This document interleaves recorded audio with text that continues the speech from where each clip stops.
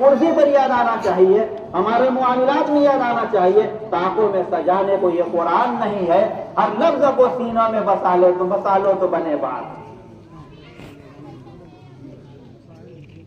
ऐसा मालूम होता है जैसे कि हमको जो अल्लाह ताला ने जो आज हम मग़फ़िरत का परवाना दिया है, जो हमको अपनी रज़ामंदी का परवाना दिया है, ऐसा लगता है कि हम उसकी नाकदरी पर आ जाते हैं। फिर हमारी मस्जिदें वीरान हो जाती हैं, कुरान से हम दूर हो जाते हैं। वो गमगुसारी, वो तक़वा परहेज़गारी जो हमारे अंदर रमजान के अंदर पाई जा रही थी, ईद के बाद सारी चीजें रुख़सत हो जाती हैं। जो तक़वा की शम्अ हमारे दिल में रमजान के अंदर रोशन हुई थी, तक़वा का जो चिराग हमारे दिल के अंदर जला था रमजान के अंदर, ऐसा लगता है कि ईद के बाद वो तक़वा की शम्अ बुझ जाती है।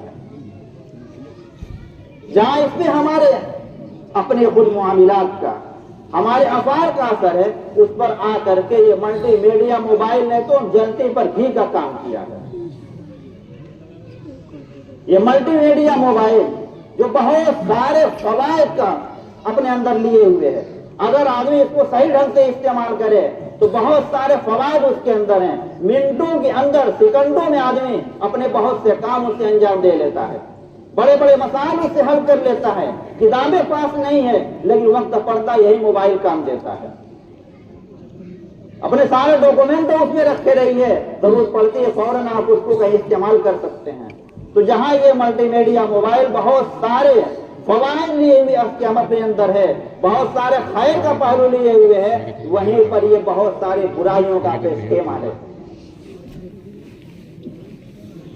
जब से ये मोबाइल हमारे हाथ में आया है, हमारे मुआशरे में बुराई की शरह बढ़ गई है, बेहयाई की शरह बढ़ गई है, बुराइयां और बीमारियां बढ़ गई हैं, मुआशरा और ज्यादा अनारकी का शिकार हो गया है। और अल्लाह बचाए, जब से हमारे बच्चियों के हाथों में, घर की खवातीन के हाथों में ये मोबाइल आया है, उस वक्त से तो अल्लाह की पनाह, कैसे कैसे वाकयात सामने आते हैं, यहाँ कहते हुए शर्म आती है। कहीं रात की तारीखें में निकाह पढ़ाना पड़ता है, निकाह होता है, कहीं छुपा करके निकाह होता है। हालांकि निकाह के बारे में शरीयत का कानून है, आलिनुन निकाह का अलानिया निकाह किया करो, खुल्ला निकाह का ऐलान किया करो। ऐसी ऐसी बातें आती हैं सामने, या मजमे में कहते हुए शर्म आती है।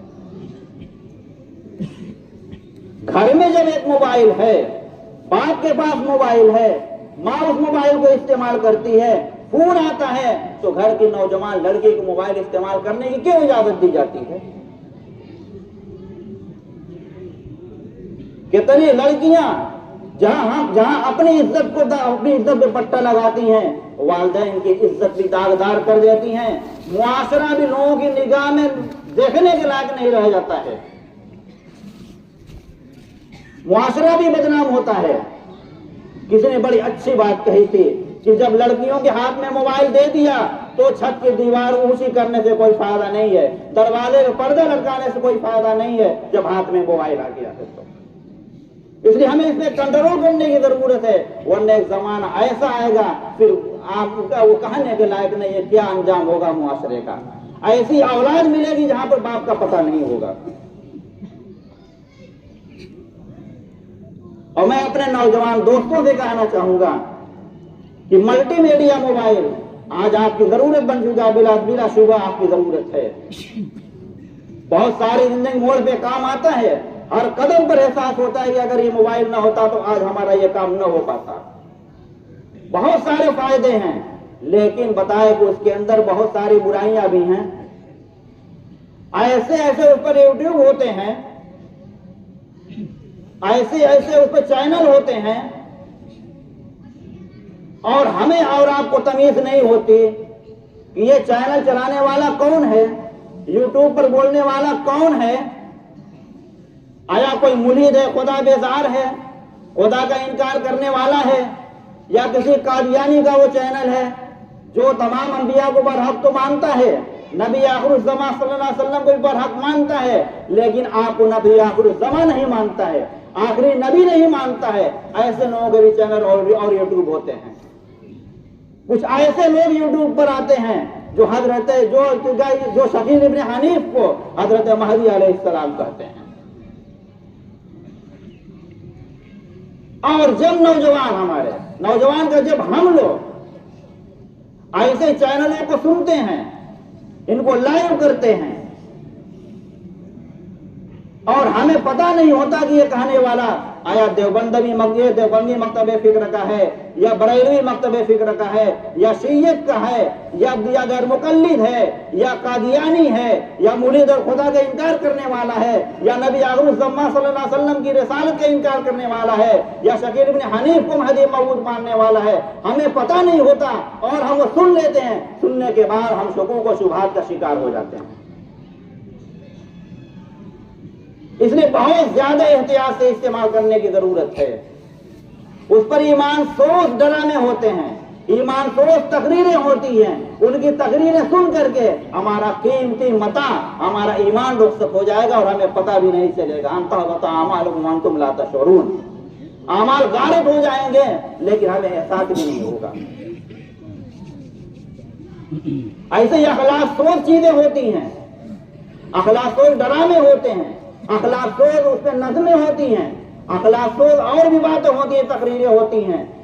और जब हम उनको लाइव करते हैं, उनको फॉलो करते हैं या उनको सुनते हैं, और फिर रफ्ता रफ्ता 11 दिनों तक सुनते सुनते पता चला कि वो अखलाक हमारे अंदर भी आने लगते हैं। हमारे अखलाक हसना जो होते हैं वो अखलाक कभी और सैय्या से बदल जाते हैं। हमारे दिन के ख्यालात बदल जाते हैं। किसी खुदा बेजार के चैनल को हमने सुनना शुरू किया, पता चला कि नऊज़ बिल्लाह सुम्मा नऊज़ बिल्लाह लमान हफीज, अल्लाह तबारक तआला के बारे में शुबूह शुबहात पैदा होने लगे, नबी की रिसालत वाले शुबूह शुबहात पैदा होने लगे। इसलिए बहुत बच करके इस्तेमाल करने की जरूरत है। अपने उलमाए देवबंद जो चैनल हैं या और भी इस तरह जो मोतबर चैनल हैं, जो मोतबर उलमा हैं, उनकी तकरीरें सुने, हर आयरे गए नक्तु खैरे के हम न सुने, वरना हम ईमान जैसे कीमती मता से हाथ धो देंगे और हमें एहसास भी नहीं होगा। और फिर ये एक चीज और है, इस पर जो गेम होते हैं, 5 गेम तो होते जिसमें तफरीह तबा के तौर पर आमदी थोड़ी देर के लिए खेल देता है, लेकिन बाद ऐसे होते हैं जिसमें जुआ होता है। खेलने वाले उसमें जुआ खेलते हैं, बिटकॉइन वगैरह के जरिए, डिजिटल करेंसी के जरिए उसमें जुआ खेलते हैं और हमें पता भी नहीं होता हमारे घर की औलाद जुए में मुब्तला होती है। एक हफ्ते तक पता चला कुछ लोग जुआ खेलने वाले घर से बाहर नहीं जाते, उसी में मस्त होते हैं। इसलिए बहुत ये मोबाइल को बहुत ज्यादा बच करके इस्तेमाल करने की जरूरत है। दूसरी बात यह है कि नबी करीम सल्लल्लाहु अलैहि वसल्लम ने फरमाया कि मन साम रमजान तुम मिन शव्वाल कान कस्याम दर, जिस आदमी ने रमजान का रोजा रखा और फिर इस शव्वाल के महीने में 6 रोजा रख लिया तो ये 6 रोजा उसके साल भर के रोजे के बराबर हो जाएगा। कानून है कि एक नेकी का सवाब 10 गुना दिया जाता है। तो 30 रोजा हमने रखा तो 30 दहा में 300 रोजे का सवाब मिला, 300 दिन रोजे का सवाब मिला, और 6 रोजा और रख लेंगे हम शव्वाल में तो 6 दहा के साथ 360 रोजे का सवाब हमें मिल जाएगा। तो पूरे साल रोजा रखने का सवाब मिलेगा। और ईद का आज का दिन छोड़ करके, आज के दिन रोजा रखना जायज नहीं है, हराम है। तो आज का दिन छोड़ करके पूरे शव्वाल में चाहे तो हम मुत्तसिलन, चाहे तो हम ये मुसलसल 6 रोजे रख ले, और चाहे तो हम पूरे शव्वाल में मुतफर्रिक तौर पर किसी के दिन 6 रोजे रख लें तो इंशाअल्लाह ताला पूरे साल रोजा रखने का सवाब मिल जाएगा। अब आखिर में ईद की नमाज का तरीका। ईद की नमाज में सिर्फ 2 जगह फर्क होता है आम नमाजों से। पहली रकात में सना पढ़ने के बाद सूरह फातिहा पढ़ने से पहले यहाँ फर्क होता है, यहाँ 3 ज़ायद तकबीरें कही जाती हैं। और दूसरी रकात में सूरह फातिहा और सूरह पढ़ने के बाद फर्क होता है, वहां 3 ज़ायद तकबीरें कही जाती हैं। बाकी पूरी नमाज तो जैसे और नमाज पर जैसे हमने फजर की नमाज पढ़ी है वैसे ही पढ़नी है। तो सबसे पहले हम नियत करेंगे कि इमाम के पीछे हम ईद उल फित्र की नमाज पढ़ते हैं।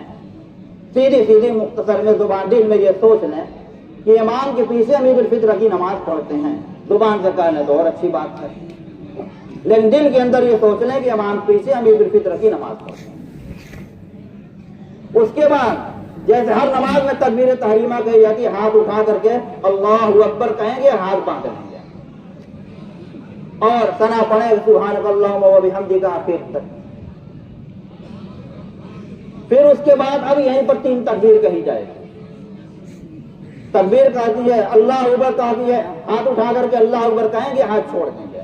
फिर दूसरी बार हाथ उठाकर अल्लाह अकबर कहेंगे और छोड़ देंगे, और तीसरी बार हाथ उठाकर अल्लाह अकबर कहेंगे और हाथ बांध लेंगे। अब इसके बाद इमाम साहब का काम है सना पढ़ना या उज़्बिल्लाह पढ़ना, बिस्मिल्लाह पढ़ना, औज़ुबिल्लाह बिस्मिल्लाह सूरह पढ़ना, फिर बाकी नमाज जैसे पढ़ी जाती है पढ़ेंगे। फिर दूसरी रकात में जब किरात से फारिग होंगे, सूरह फातिहा और सूरह पढ़ करके फारिग होंगे, वहां पर फिर 3 तकबीर कही जाएगी। तीनों तकबीर में हाथ कानों तक उठाएंगे और छोड़ देंगे। और चौथी तकबीर रुकू की जैसे हर नमाज की होती है, बगैर हाथ उठाए हुए रुकू तकबीर कहते रुकू में चले जाएंगे।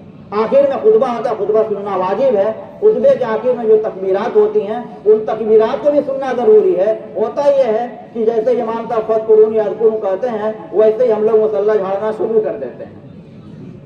थोड़ी देर और हम बैठे हैं, पूरा खुतबा हम सुन लें। देहाती मानो कहते हैं कुल खा के और ढेपिया खिंचती, कैसे कहते हैं। तो पूरा तो सुना हमने, नमाज में पढ़ी, लेकिन आखिर में थोड़ी देर छोड़ के भागने लगे। नहीं, पूरा खुतबा में एहतमाम से फिर समय दुरुस्त कर ले जाए, वक्त हो गया होगा। मिल करके खड़े हो।